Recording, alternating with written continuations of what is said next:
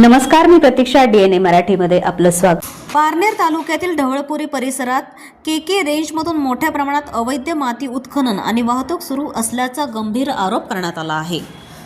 या प्रकरणी संबंधित महसूल अधिकाऱ्यांकडून दुर्लक्ष होत असल्याचा आरोप करत अन्याय निवारण निर्मूलन सेवा समितीने प्रशासनाकडे तक्रार केली होती. आज स्वतः जागेवर जात केली पोलखोल. समितीच्या वतीने राज्याचे महसूल मंत्री चंद्रशेखर बावनकुळे तसेच नाशिक विभागीय आयुक्त यांना निवेदन देण्यात आलं आहे. ढवळपुरी परिसरातून मोठ्या प्रमाणात मातीचे उत्खनन करून ती पारनेर व इतर भागातील वीटभट्ट्यांसाठी वाहतूक केली जात असल्याचा आरोप निवेदनात करण्यात आला आहे. तहसीलदार, मंडळ अधिकारी आणि तलाठी यांच्याकडे वारंवार तक्रार करूनही कारवाई होत नसल्याचा दावा करण्यात आला आहे. अवैध वाहतुकीमुळे परिसरात अपघातांचा धोका वाढल्याचेही नमूद करण्यात आले होते. आज ह्या केके रेंज हद्दीमध्ये जे अवैध वाहनाने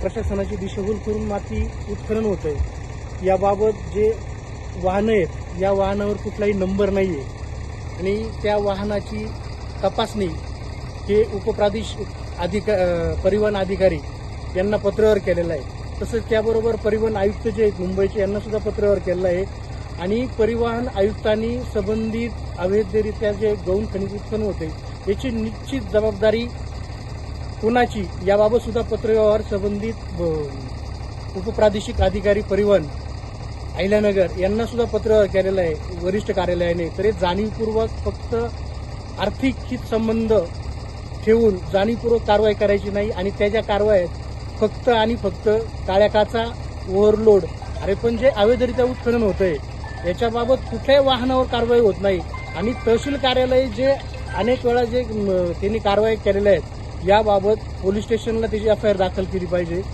त्याचबाबत ते जे वाहन आहे याची तपासणी व याच्या जे असणारे कागदपत्राची तपासणी व इतर कारवायासाठी त्यांनी संबंधित ते वाहन हस्तांतरित उपप्रादेशिक अधिकारी पोलीस स्टेशन यांना हस्तांतरित करून त्याच्यावर कारवाई व्हायला पाहिजे.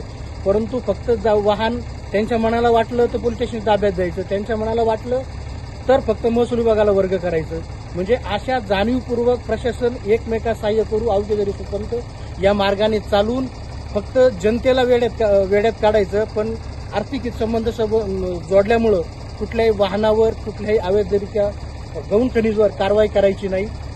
तर या अशाच पद्धतीने चालू राहिलं तर जरीही या महसूल विभागाने किंवा कुठल्याही वरिष्ठ राजकीय आणि प्रशासकीय अधिकाऱ्यांनी कारवाई न केली तर यासाठी आम्ही अनेक सामाजिक संघटनाचं जे लावादा याच्यामध्ये सुद्धा हे प्रकरण दाखल करू.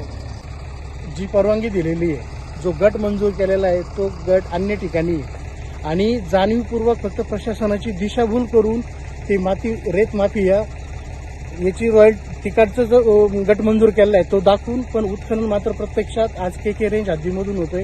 मोठ्या प्रमाणाने नैसर्गिक संपत्तीचा ऱ्हास होत चाललेला आहे.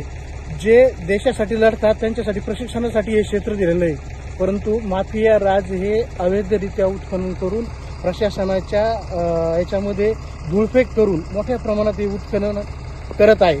तर याबाबत सुद्धा तहसील कार्यालयाने सुद्धा याच्यात लक्ष वेधायला पाहिजे होतं. पण जाणीवपूर्वक त्यांना कुठलंही पर्यावरणाचं घेणं देणं नाही, अनेकांचे अपघात होतात त्याचंही कुठलं घेणं देणं नाही. तर या संबंधात आम्ही वेळोवेळी पत्रव्यवहार करून संबंधित महसूल आपले राज्याचे महसूल मंत्री जे चंद्रशेखर बावनकुळे साहेब यांना प्रत्यक्ष भेट घेऊन जर त्यांनी सुद्धा याच्याकडे दुर्लक्ष केलं तर अनेक सामाजिक संघटनासह आम्ही अन्याय निवारण सेवा समितीसह बावनकुळे साहेब यांच्या निवासस्थानासमोर बेमुदत उपोषण करू. धन्यवाद.